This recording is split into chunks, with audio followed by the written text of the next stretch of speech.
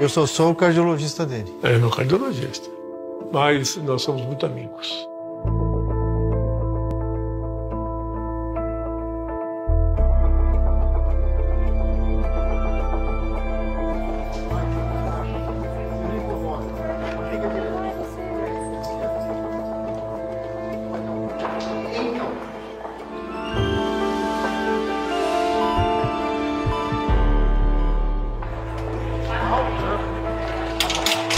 O que vai acontecer?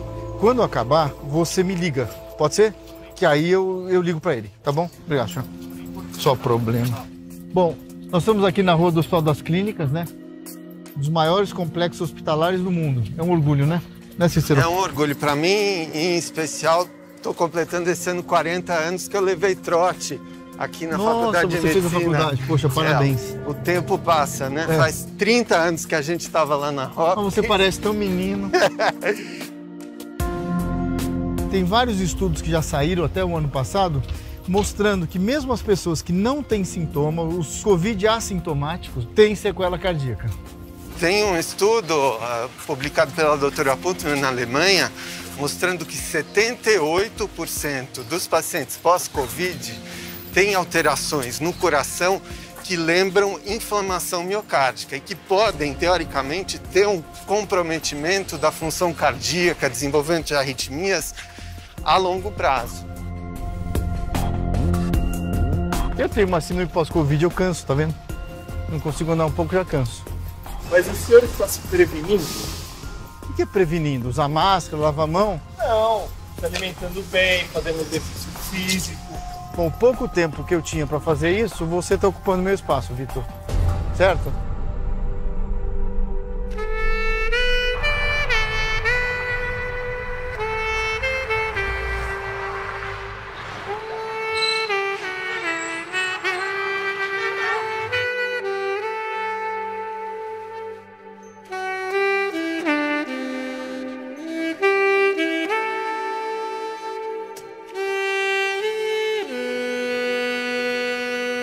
Foi em março de 2020, logo no início. Lembro-me que teve a primeira morte por Covid aqui no estado de São Paulo, primeira quinzena, se eu não me engano, de março. E aí no dia 19 de março, minha irmã veio aqui e viu que ele estava cansado, passou a semana cansado e ligou para mim e falou: William, você consegue levar o pai no hospital? Porque ele está com sintomas de Covid, aquela falta de ar, dificuldade de respirar. O quadro dele era muito grave, era gravíssimo. Deu uma infecção até generalizada nele. Infecção generalizada no quadro que ele estava era óbito, com certeza, né? E aí foram tratando. E aí até que ele foi melhorando, né? Por um milagre de Deus, a infecção foi embora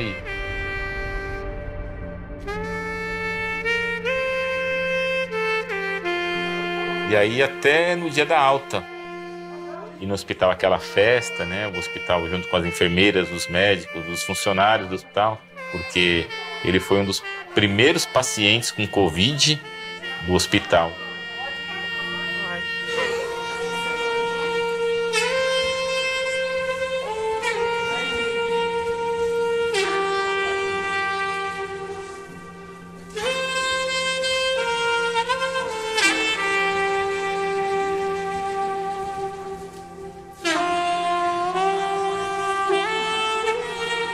Aqui tá. Eu venci coronavírus.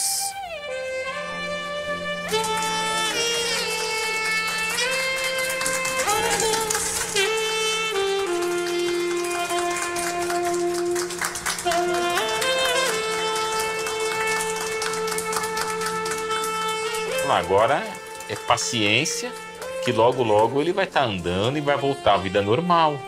Essa era o nosso pensamento, né?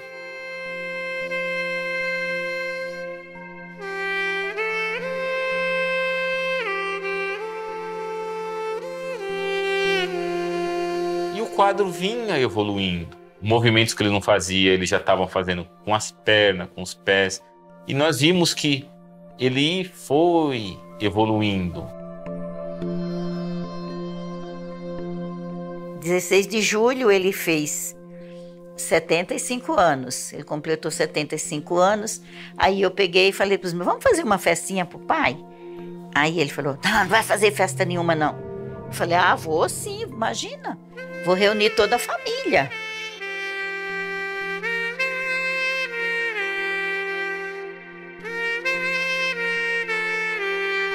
Tinha tomado banho e tal, tava ali, quietinho, deitado.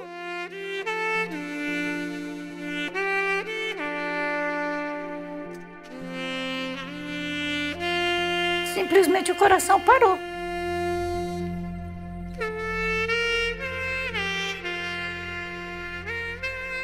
O médico no hospital falou, possivelmente foi uma parada cardíaca. Parada cardíaca. Não tinha colesterol, não tinha triglicérido, não tinha nada. E ele nunca tinha tido problema do coração? Não. Doença nenhuma.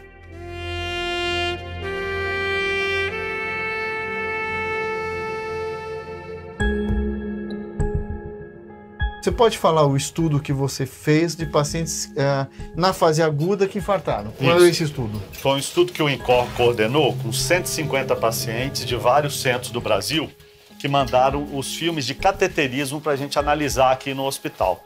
E nós vimos que esses pacientes infectados, nos primeiros 10 dias que infartavam, eram muito mais multiarteriais, quer dizer, comprometiam mais vasos, mais coronárias do coração.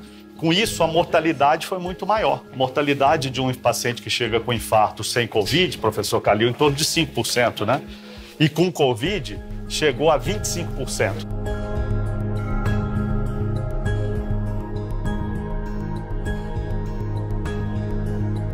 Doutora Miriam, as consequências do vírus pós-doença. Então, a chamada síndrome pós-Covid. O que é isso? Antigamente, achava que a Covid era uma doença que se restringia à fase aguda. Depois que passou aquela fase aguda, o paciente ia melhorar, ia para casa e ia ficar tudo bem. O que a gente tem observado hoje é que os pacientes eles permanecem com sintomas e com sequelas da doença por muito tempo pós aquela fase aguda da doença. E mais incrível ainda, mesmo as pessoas que têm Covid leve, né, quer dizer, que não precisaram internar em decorrência da Covid, apresentam sintomas por muito tempo pós-doença aguda. A Coalizão foi um grupo que foi formado com diversos hospitais de nome e de renome brasileiros para tentar entender a doença Covid. E uma parte desse estudo está sendo conduzido no intuito de avaliar esses efeitos da Covid pós-alta do paciente. Quais são os sintomas e quais essas outras consequências? A gente acha que o problema é só quem internou e que teve caso grave, né? O CDC americano, que é um órgão americano que faz estudos epidemiológicos, ele fez o estudo com as pessoas que tiveram Covid leve, que não precisaram internar, ficaram em casa e viram que 6 semanas depois do quadro agudo da Covid, mais de 40% dessas pessoas não se sentiam com disposição para fazer as atividades que tinham hábito de fazer antes da Covid, porque continuavam com fadiga, com dor de cabeça, com tosse, com falta de ar e muito depressão e ansiedade também.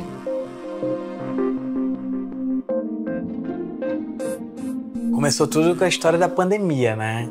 Fez com que a gente realmente ficasse mais em casa, mais recluso, tudo.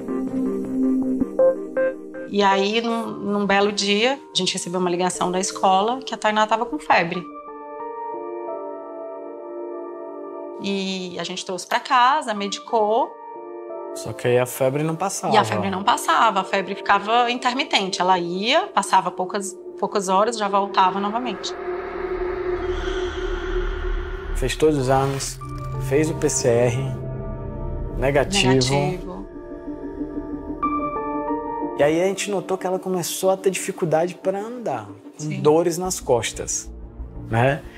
Mal, já estava mal, não conseguia andar direito, sentar, tal, comia muito pouco e já não urinava mais.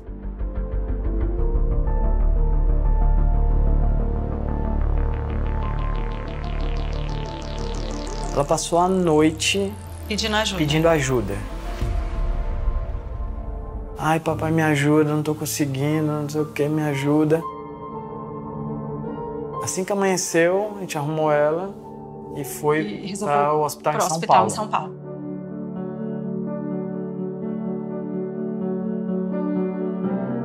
Quando ela pediu para ir ao banheiro, eu fui com ela. Quando chegou lá, ela falou: mamãe, eu não consigo fazer xixi. E eu falei: então vamos voltar lá pro quarto. Ela já voltou muito inchada e o corpo todo Tava vermelho. entrando em choque. Ela entrou em choque séptico, que é uma infecção, né? Infecção generalizada parando vários órgãos. Imediatamente as médicas falaram: precisa ser entubada agora. E agora? Sim. Vai entubar, UTI, eu corro risco de perder minha filha e vai ser muito complicado isso, entendeu? 4 anos. Né? Sim. E saudável. Então tudo foi muito assustador. Entravam na UTI, voltavam e falavam só pra gente: o caso é gravíssimo. O caso é gravíssimo. A gente ouvia isso o dia inteiro. Foi um dos mais graves, tá? A Tainá chegou com uma febre já prolongada, tinha uma sonolência, uma dor abdominal, já chegou com os olhinhos bem amarelos, então ela já tinha uma alteração hepática, já tinha alterações no hemograma, as plaquetas baixas, a função do rim já estava bem alterada e ela tinha a pressão já bem baixa, tá? Então um quadro de choque, que a gente chama. Inicialmente a gente pensou num quadro séptico, um quadro infeccioso. A questão mais difícil foi identificar o que era, né? Porque como é uma coisa nova, ninguém sabia o que era, ninguém sabia por que estava naquela situação.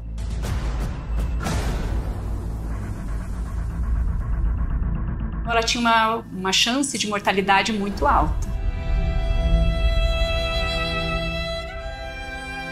Então, no mesmo dia da internação, ela já foi para a hemodiálise na Prisma.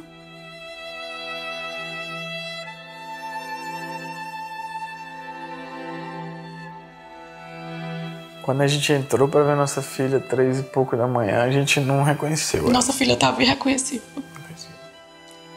Ela não era aquela criança que a gente estava acostumada a ver.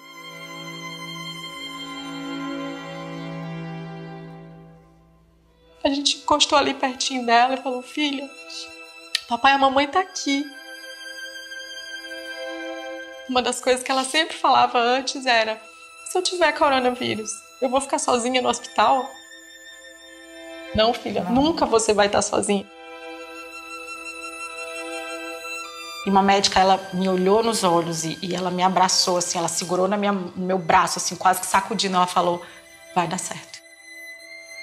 Confia nos médicos, se apegue em Deus, a sua filha vai voltar para os seus braços.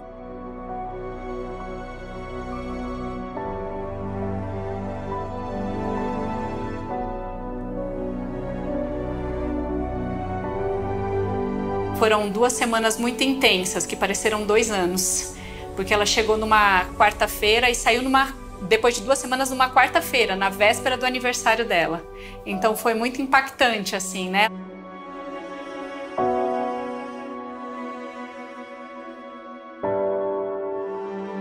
Foi saindo, né, o resultado dos exames, né? O GG deu positivo, então foi aí que saiu o resultado de todos os exames. Como se ela já tivesse tido contato, né, com a Covid, porque ela tinha os anticorpos. E aí conversaram com a gente que isso existia, né? Que até então a gente não tinha ouvido falar. Que é a síndrome, né, pós-Covid.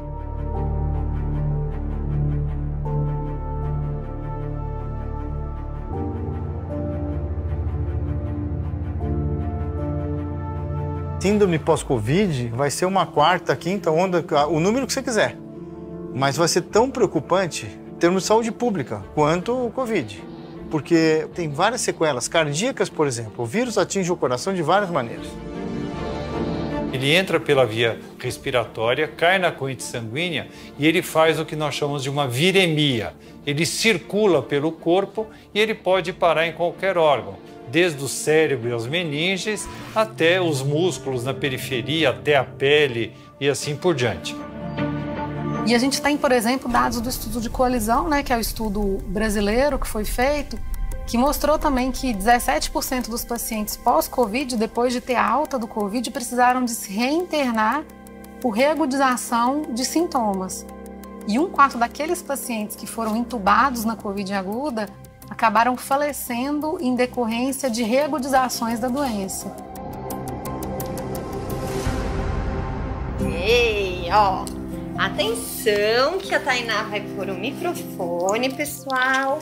Vai falar tudo agora. Pronto. Oi, senta aqui. Eu tenho que falar. Você tem que falar. Pronto, senta aí, vamos conversar. Eu não gosto. Encosta lá. Eu não gosto. Deixa eu te falar um negócio. Fala aí, é verdade? Fala. É verdade, tu foi pro hospital? E até que 2 dias eu comi batata sorriso lá no hospital. Comeu batata sorriso do hospital? O que mais que você pediu lá no hospital?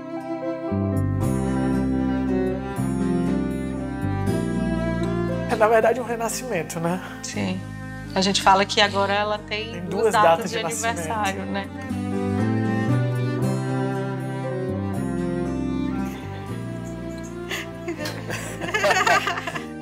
Eu acho que a grande pergunta, e a que todos os pais fazem, é onde eu errei, o que eu deixei de fazer.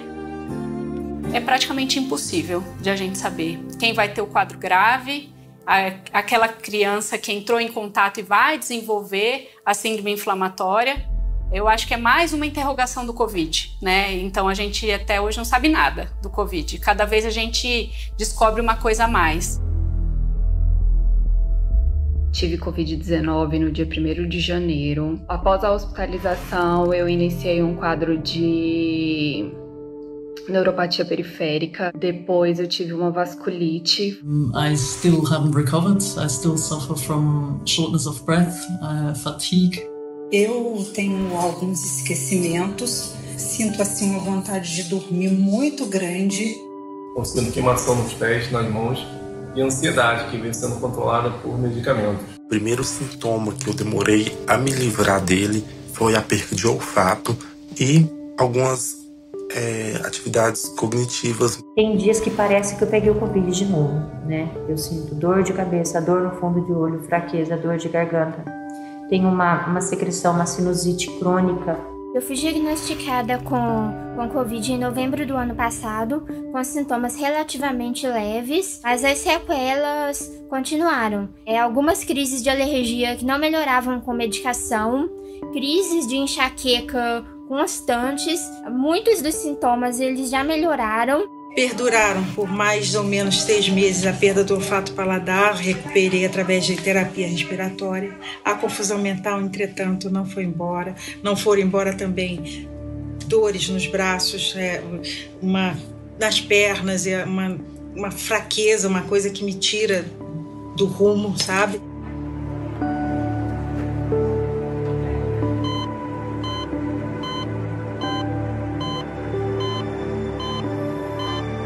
E estava com uma amiga, né? Me lembro que pedi o lanche. Lembro que começou a demorar. E aí, esse espaço de tempo começou a sumir. E lembro de ter ido embora da lanchonete.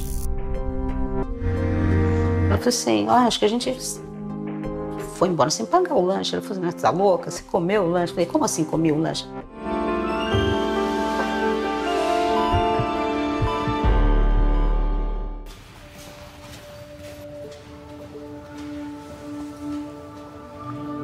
Nós somos aqui bastante interessados nesse estudo pioneiro que a senhora participou. É um estudo que, na verdade, vê disfunção de cognição. Exato. Em pacientes pós-Covid, desde casos simples, do assintomático, até os casos que foram intubados. Intubados, UTI, os casos mais graves.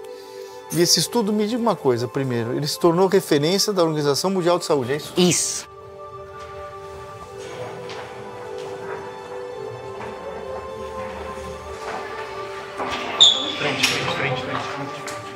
Você encontrou o que nesses pacientes pós-Covid? Alterações das mais diversas. Então, alterações na falha da atenção, perda de memória, visopercepção, que é aquela capacidade de observar, né, o cenário e integrar as peças, as figuras como um todo.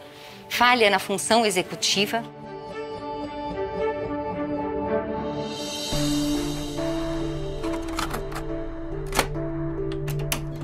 primeiro sintoma foi mais ou menos dia 2 de agosto, eu estava até, era um domingo, se eu não me engano. Comecei a sentir que meu corpo começou a ficar muito ruim, muito ruim, muito ruim. Sintoma de gripe forte. Acho que eu estou com Covid. E fui para fazer o exame. E de fato eu estava. Mas o mais grave de tudo foi que eu comecei a ter problemas cognitivos também, porque já não bastasse coração, pulmão. Aí eu comecei a sentir que estava alguma coisa estranha, eu estava perdendo a minha personalidade, estava ficando muito irritada, que não faz parte do meu ser, nervosa, com esquecimentos.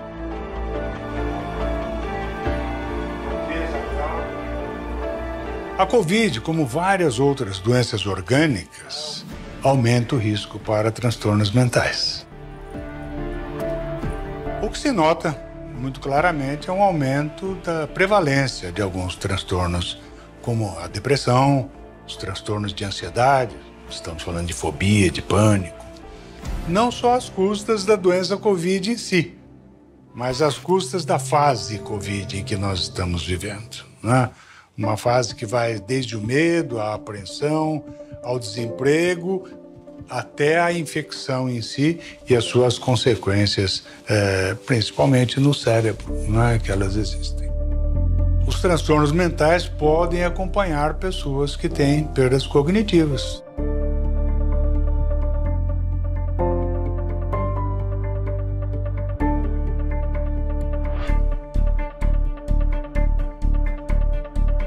Fui comer um lanche e estava com uma amiga, né? Me lembro que pedi o lanche, lembro que começou a demorar e aí esse espaço de tempo começou a sumir. E lembro de ter ido embora da lanchonete. Eu falei assim, acho que a gente foi embora sem pagar o lanche. Ela falou assim, tá louca? Você comeu o lanche? Eu falei, como assim comi o lanche? Você comeu o lanche? Eu falei, ele trouxe o hambúrguer, era um hambúrguer. Ele trouxe o hambúrguer? Trouxe. Ele trouxe aqueles negocinhos que põe ali, o ketchup? Trouxe. Trouxe trouxe tudo. Eu falei, mas eu não lembro. Apagou. Eu já tentei buscar na memória, simplesmente foi deletado da minha memória. E aí eu comecei a lembrar da fita cassete. A gente colocava no gravador e às vezes ela enganchava ali, né? E a gente ia tentar tirar e mastigava a fita. E aí quando a gente colocava de novo, aquela parte a gente não conseguia mais ouvir da música.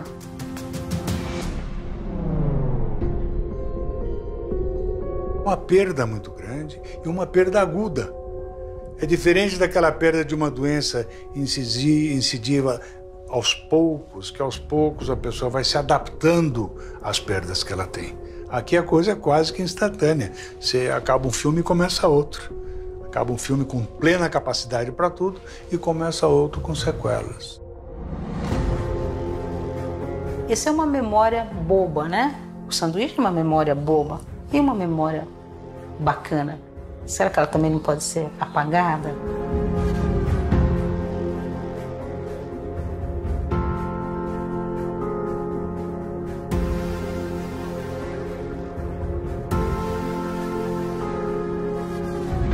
O cérebro é metabolicamente muito ativo. Então, se você tem um pouco de toxina circulante, ou está caindo o oxigênio, ou o paciente não se nutre direito, o sangue não vai ter a qualidade que o cérebro precisa para funcionar direito. Então, o cérebro vai falhar. Como que ele falha? Ele falha com a gente esquecendo, a gente tendo uma lentidão maior do pensamento, você não entende direito as palavras, você quer encontrar o nome das coisas, tem mais dificuldade para encontrar, ou até mesmo sonolência, cansaço, astenia. Não, eu tô cansado, quer dizer, eu tô acostumado a trabalhar 24 horas, mas nunca achei que fosse entrar em exaustão. Nós estamos cansados. Porque o número de pacientes graves é muito grande nas UTIs. Então é o estresse para o médico, para o profissional de saúde, para a família, para o doente que está no estado grave. Nós estamos numa guerra. O fenômeno pandemia levou ao aumento dessas prevalências, né? Dentre outras coisas, se fosse para resumir num grande fator causal, seria o desgaste causado. O estresse mental, pela situação de pandemia, e o estresse físico durante o adoecimento com a Covid. Por que você sobe de escada e não de elevador? Porque eu não tenho paciência para esperar elevador. Não tem paciência? Não. Se bem que agora o vírus me limitou a ter um pouco mais de paciência, porque você tem que subir muitos andares, eu espero elevador. Fazer o quê? O vírus trouxe resiliência. Que antes eu não esperava. Hã? Resiliência o vírus trouxe? Não, trouxe chateação, né? De todo lado. A gente sabe que a gente está criando uma demanda que está um pouco reprimida até, mas que mais cedo ou mais tarde a gente vai ter que olhar para ela, que é de pacientes com sequelas de Covid. E a gente vai ter que dar conta de prestar assistência para esses pacientes, né? E é uma demanda que ela vai exigir cuidados multidisciplinares, né? Ela vai exigir que a gente tenha na equipe fisioterapeutas, fonoaudiólogos, nutricionistas, médicos, toda uma equipe para ver esse paciente que foi acometido por uma doença que causa alterações no organismo como um todo.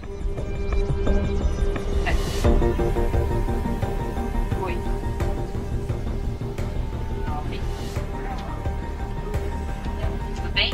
Precisa sentar? Você tem a alta porque você está melhor. Não porque você voltou perfeitamente ao seu estado natural. Passados meses, 3 meses, 4 meses ou até 6 meses e a pessoa não se recuperou, ela precisa ser avaliada. É importante dizer que o Covid não é uma doença de dias, é uma doença de anos, talvez. Eu acho que a gente vai aprender muito ainda sobre as consequências da Covid, só que a gente já está vendo que não é um problema só da fase aguda da doença.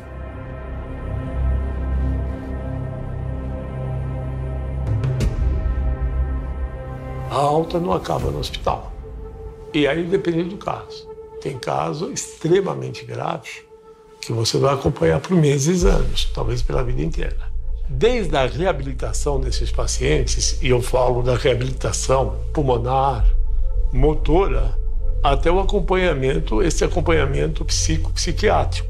Essas situações diagnósticas não se resolvem de uma hora para outra. Esse paciente, ele vai ter que ser tratado e acompanhado por meses, provavelmente anos. E a estrutura pública vai ter que se preparar para isso. Vai ter que enfrentar todo esse pós-Covid com unidades apropriadas e treinadas para isso. Não é, depende muito da velocidade do ar que você dá, entendeu? O dia que você tá mais de saco cheio, e eu tô sempre de saco cheio, então... O Calil, eu tenho discutido com ele para ele fazer a parte de reabilitação, que eu acho que ele vai poder melhorar a capacidade dele, vai poder tocar o seu saxofone com mais classe, né? Se é que é possível isso acontecer, né?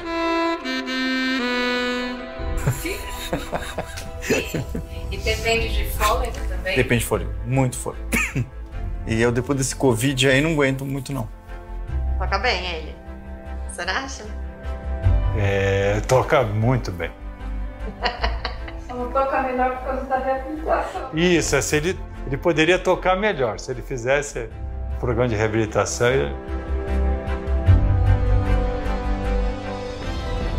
Boa tarde, meu nome é Michele, eu falo do Instituto do Coração, eu sou da equipe do estudo pós-Covid, né, que está sendo realizado no Instituto do Coração, em parceria com o Hospital das Clínicas.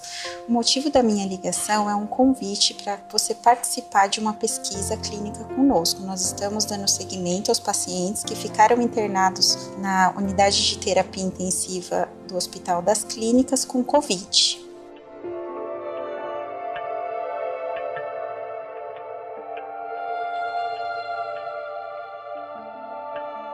O primeiro diagnóstico foi, o coronavírus que está causando toda essa situação com você.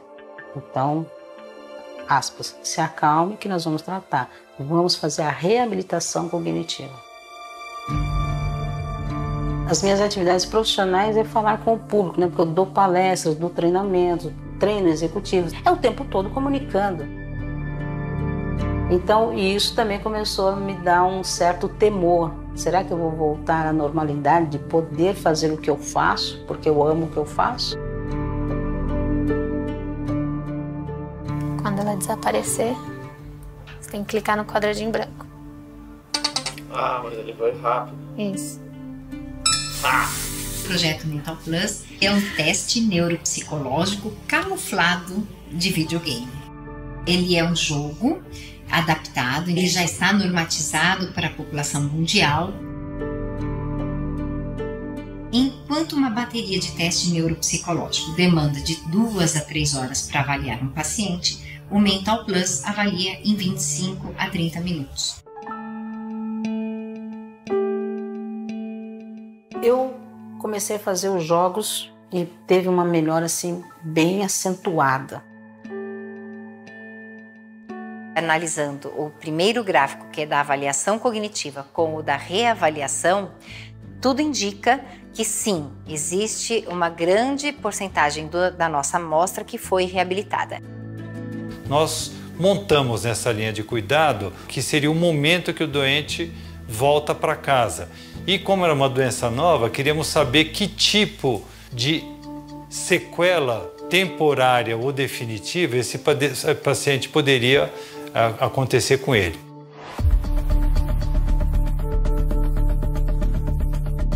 Eu fiz algo que hoje eu não recomendo para ninguém.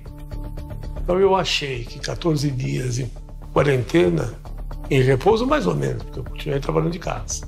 Mas eu achei que esse período era suficiente. E vi para frente que não era.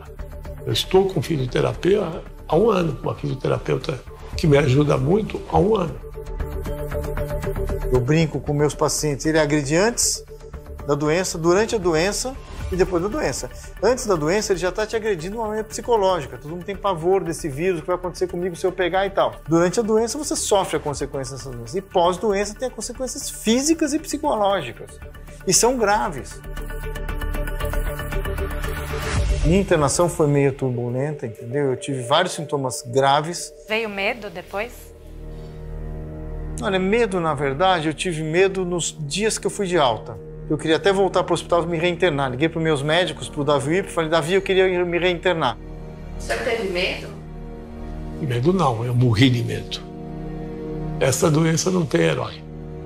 Ela é imprevisível. Você dorme de um jeito e acorda de outro. Minha maior preocupação? As mortes. As pessoas ficando doentes. O número de pessoas doentes. O número de mortes. Essa é uma preocupação, essa é uma ferida que vai ficar. Eu tenho acho que 34 anos de formato, nunca imaginei que fosse ver isso. Aliás, eu tenho certeza que nunca mais vou ver isso, essa tragédia que estamos vivendo.